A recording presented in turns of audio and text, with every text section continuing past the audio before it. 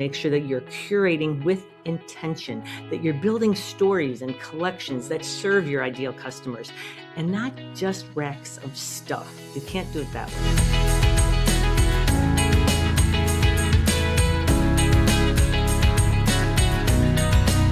All right, we're at part 2, the things I do to create $1 million inventory plan. First thing is you have to start with a sales plan and an open to buy. You have to have that. You've got to know how much you're going to spend on inventory, which is what an open to buy is. And it has to be based on your sales goals and fit into your clear seasonal budget. What I mean by that is obviously your budget for the fall is for most people larger than it is for the spring, for an example. Also, your inventory has to arrive before your sales peak and then flow out to decrease at the end of the season. Your inventory should go up and down just a little bit before your sales do. That's how that should work. Listen, inventory is your single largest expense. The core system that we're talking about here is our inventory engine. And that is what you have to treat your inventory like. It is an engine that gives and produces everything that you need. It's not a guessing game. You can't have a guessing game. You can't use it like it's a guessing game. It's your single largest expense. And when you can control it a little tighter and get better results, it makes a huge difference. It's a big lever to pull. Another thing that's important is to make sure that you're curating with intention, that you're building stories and collections that serve your ideal customers, and not just racks of stuff. You can't do it that way. It's incredible how often how easily that can happen. Another key part of your inventory engine is knowing your average ideal initial markup goal. Like I said, due to increasing costs, mostly due to SaaS, software as a subscription services, that's increasing how the cost of running a business now. And so we're telling clients to aim for a 65% initial markup, which is almost 3 times cost. But that's the average, right? So you've got to know what your ideal initial markup is by category and plan for that margin intentionally, not accidentally. And you have to count on other areas to help get you a higher average initial markup, because some areas are determined by the vendors and the mass availability of items. You can't mark everything up that much. I know that. We get that. We've been doing this a long time. We have lots of experience with it. Like if you think of Lego or Nora Fleming or some big brands like that, yeah, you're right. You can't mark them, or Geometry Towels even. You can't mark them up more than what other people do. I get that. So then what can you mark up? To use Lego as an example, you can't mark up the big box projects, but you can mark up the little guys. The things that cost less than $10 can easily be marked up to 65%. That's how you make the difference. That's how you get your average initial markup higher.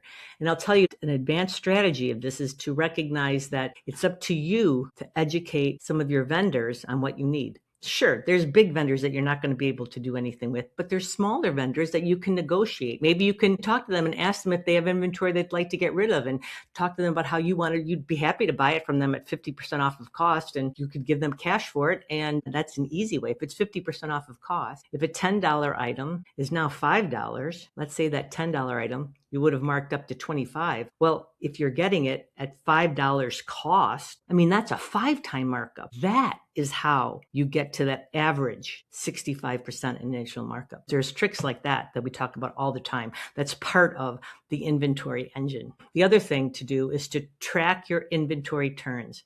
Fast sellers fund your future. Let me say that again. Fast sellers fund your future. That is a fact.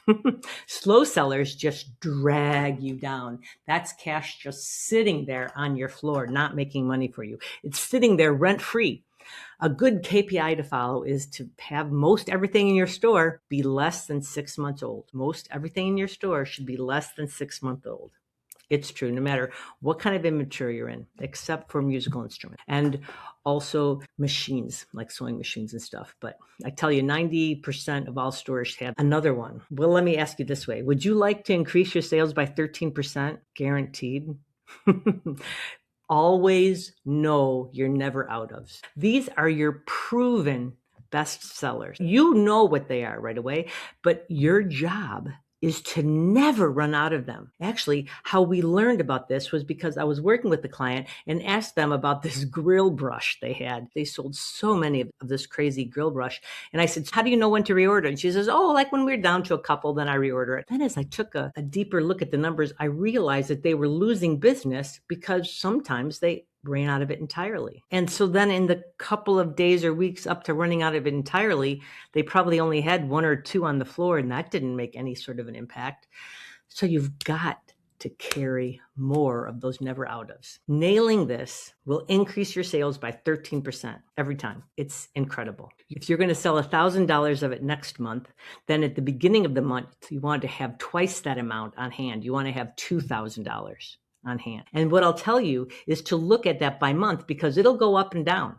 You don't need as much of it every month. That grill brush, for example, as you can imagine, they sold much more in June than they did in May or July. So it's things like that that you have to look at that can make a huge difference in your sale. Now, we've talked about needing to know how much inventory to bring in. You're open to buy. You also have to have a markdown, an exit strategy for that slow moving inventory. You stand a much better chance of selling a slow-moving swimsuit with a little 20% markdown in April, which, right, is way earlier than summer hasn't even hit yet. But if you've had it for 4 weeks and haven't sold any of them, take 20% off of it then. It will move off that floor. You'll get 80% of that retail price back in your pocket.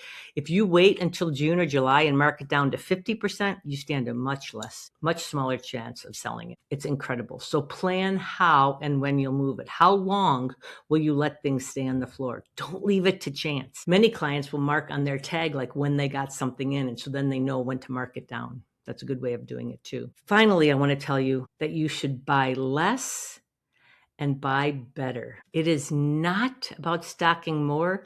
It's about stocking smarter. Don't worry about carrying 8 different colors or SKUs of something. You can carry just 3. Usually your sales will increase depending on what it is. It's incredible. Now, how a Millie thinks about this is that they know that they haven't been looking at their inventory as tightly as they have. And when they really buckle down and dig into it, we find that there's an average decrease of inventory by 19% with an average increase in sales by 16% because you're intentionally managing that inventory rather than letting it run over you. This inventory engine core system, this comes from our richer retailer method that we use with our clients, and it guides everything that we do, from our workshops to the resources we create to clients to our one-on-one coaching and group coaching programs. The key here is that inventory is not a guessing game. It's not. If you'd like us to lead you through the richer retailer method through your store, or you have any questions about what I just talked about inventory, go to the show notes and sign up for a $1 Million Game Plan call. I know that if you're feeling stuck or frustrated about any of this, you should get those questions answered. And the way these calls work, it's so powerful. It's a 45-minute call that's customized. It's just for you to help you scale past $1 million in revenue while paying yourself $11,000 a month and working 2 days on the shop floor. During this personalized 45-minute call, what we're going to do is we're going to look at your current inventory and your current inventory buying strategy to see what's working and what's not. You can ask us the questions we have. Don't hesitate to challenge us with anything I said that you think is wrong. We'll be happy to talk to you about it. We'll talk about what needs to change for you to scale past that $1 million mark.